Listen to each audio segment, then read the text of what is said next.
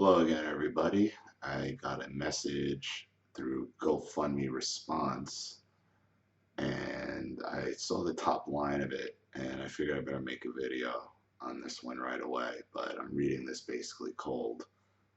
So here we go. Child death and ongoing court with the narcissist. Hi, Ollie. I am unable to donate at this time as I just moved, but I need serious help as I feel no one else has been through such a thing, and I feel very alone. I wish to remain anonymous as the court is still ongoing. Long story short, I fell for his typical narcissist BS and thought he was great. Then I got pregnant, and suddenly I was disposable. And that happens a lot with narcissistic spouses once they get pregnant, because what they really want, they don't want the kid, they want because they know the child is going to draw attention away from themselves, so they end up presenting their own child and seeing them as competition. And I've talked about that before. I knew in my gut the whole time there was someone else, and even knew who. But of course, he made me feel, though, it was me and I was crazy. He didn't come to prenatal visits until his supposed lawyer told him it would give him better chances of getting custody. Something he always said he'd do, just as he did to his ex-wife. He drove her to the point of insanity and won custody. Their child now suffers greatly and is so angry. He has killed off their pets. His ex-friend is friends with the new supply's sister. Confusing, I know. Our son was born, and he thought he had power to come over to my house whenever he wanted. A mix between me saying no and his new supply being jealous. Also, me finding out that he did not leave me for the new girl. Also, me finding out that he did leave me for the new girl, I decided it was best to go no contact and have him see our son at a family member's house. He never showed any and always had an excuse. He never showed to any and always had an excuse. He hardly ever helped with anything.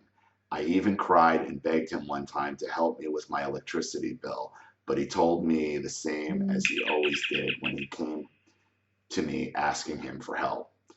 Maybe if you act more civil to me, I'd help you. I know I wasn't always pleasant, but I was more than accommodating when it came to him being a part of our son's life. And you see, the narcissists always love to say that. Well, maybe if you did this, maybe if you were nicer, maybe if you cleaned that, it's always that's another kind of carrot at the end of a stick to try to change your behavior and to make you feel like everything's your fault. That's something narcissists will always give you a reason of, maybe this is the reason why. Maybe it's always something that you're doing wrong. I was always very polite during the few visits. The final night he was supposed to see our son, he canceled because it was too cold. He canceled 20 minutes before the set time, knowing that I had already been on my way with my preschooler and our newborn. The next day I woke up and our son did not. SIDS. Oh, that's terrible. Something I never thought would happen to one of my precious children. He made losing our son even more of a nightmare than it was.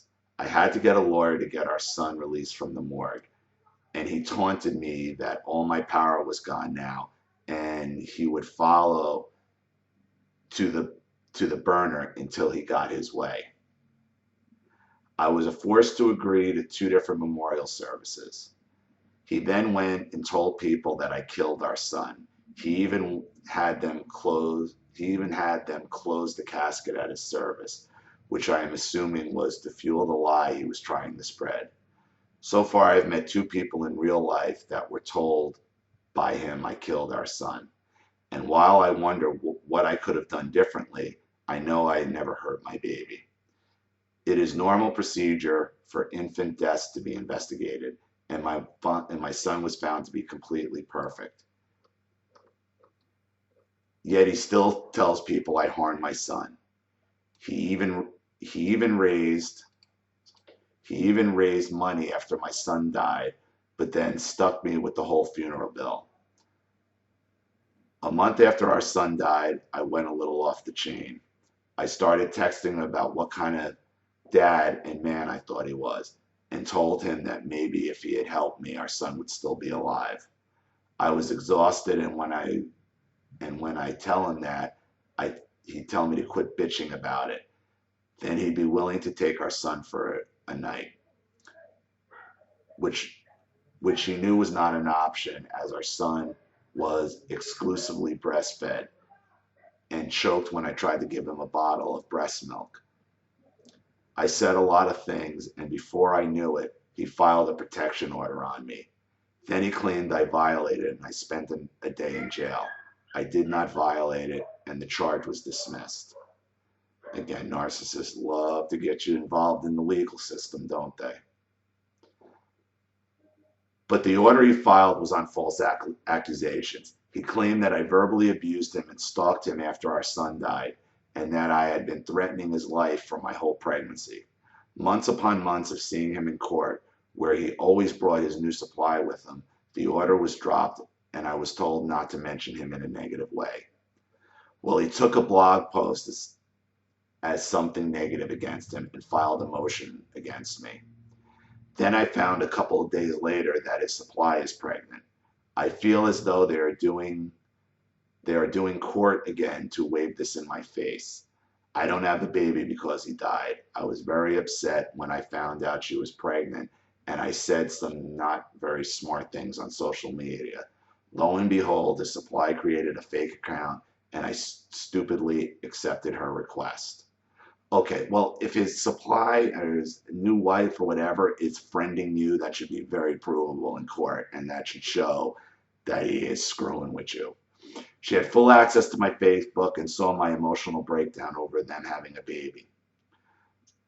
We are set to go back to court again in a few days, and I just don't know what to do to get him and his supply out of my life. I have not contacted either of them in over 10 months. Yet the court thing is still ongoing. I cannot afford my lawyer, and for many months on end. I also cannot handle much more of this stress on top of the immense grief I still go through after losing my son. He has had me on the brink of suicide many times. I feel like this will never stop, and I feel completely helpless. What can I do? I have learned the hard way not to mention how he was to our son, although I feel that this is a part of my son's story and a part of my grieving. I cannot let the talking about it go in order to get rid of him. What else can I do? Any advice or help would be very much appreciated.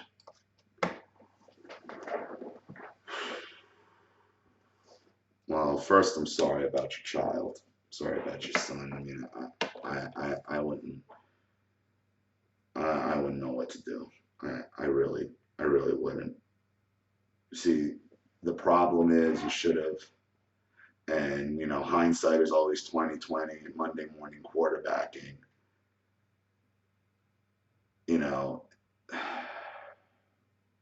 Because you're in a predicament here where you've been court ordered not to talk about, but I don't even understand how that could be justified.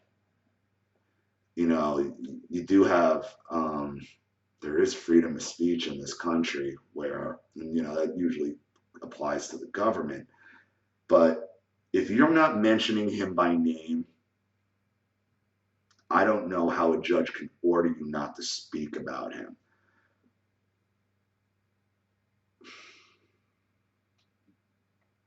I don't know. I mean, this is a tough one because you're being ordered by a court, even though it sounds pretty unjust, and he's setting you up.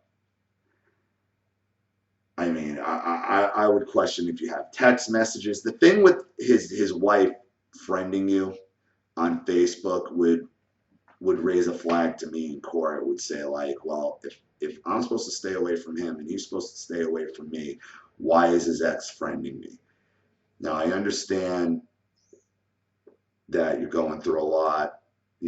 emotionally losing a child, and someone who hasn't actually lost a child to death. I mean, I don't know what it's a tough one. And I understand why you would have a breakdown and the anger. And listen, I understand you're upset that she's pregnant and he's rubbing your face in it.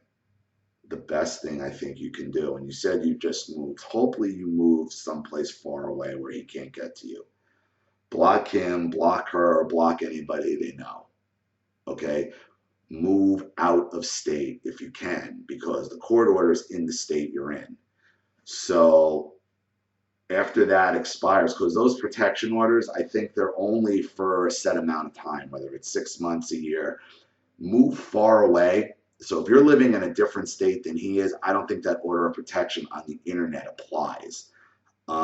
You should ask your lawyer about that. You should be able to do, say what you want to say. If you really need, and I do want you to be able to talk about this and talk about what the son of a bitch did to you, but you're probably going to have to move far away to another state in order to do it.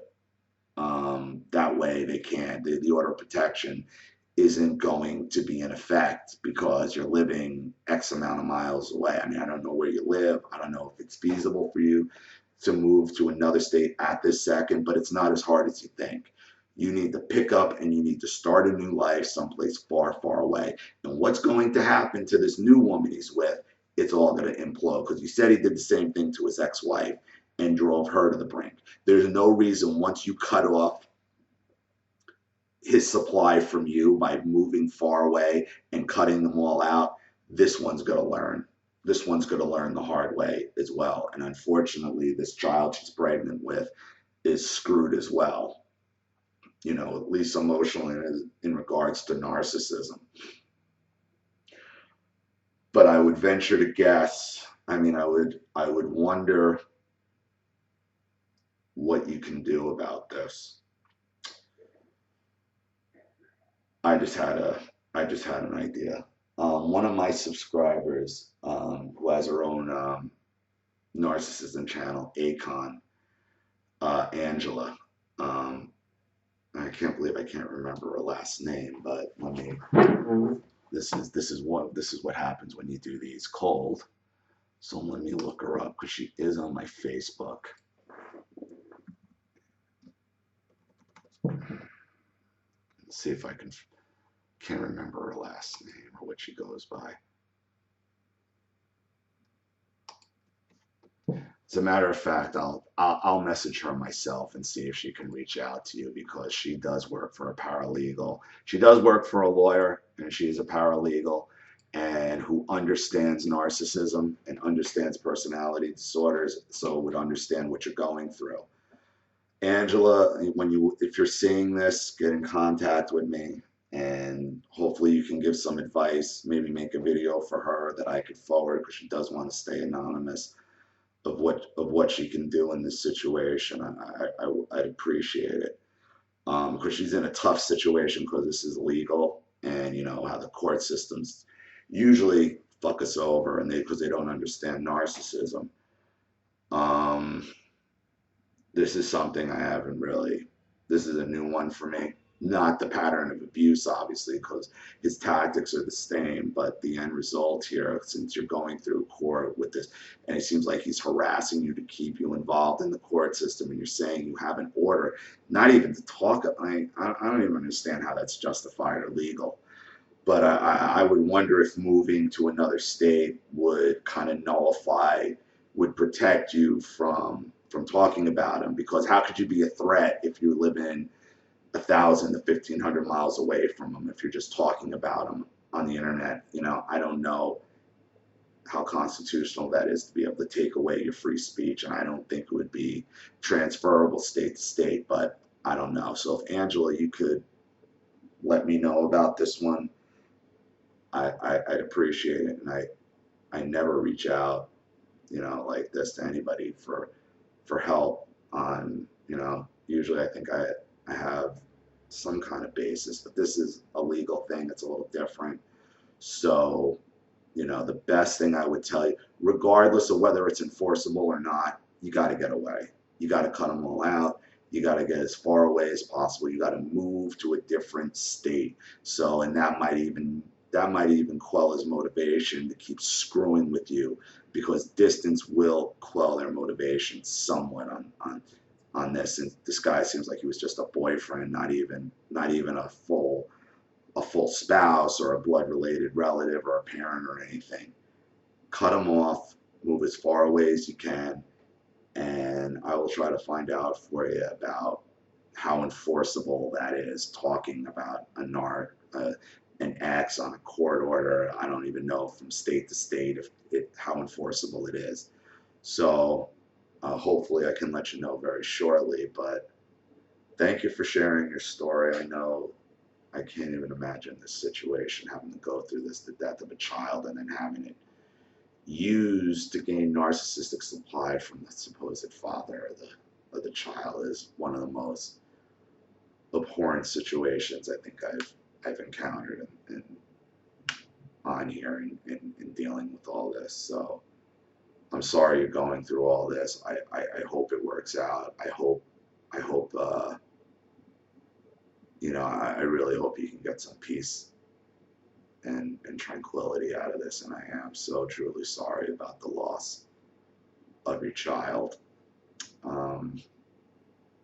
So I hope this helps you. Anyone else who has some advice, who knows, please don't guess on this one. Please don't, just say, well, I think this. Please try to come with some legal fact on this, and to help this woman out. I'd really appreciate it. Wow. Okay. So again, the GoFundMe link is in the box. Obviously, you don't need to make a donation to have me make a video for you, as is apparent by this video, because I'd really like to get this woman some answers. But if you do want to contribute, the link's in the box, and you know the deal by now. This is Ollie Matthews. Thank you all again for watching.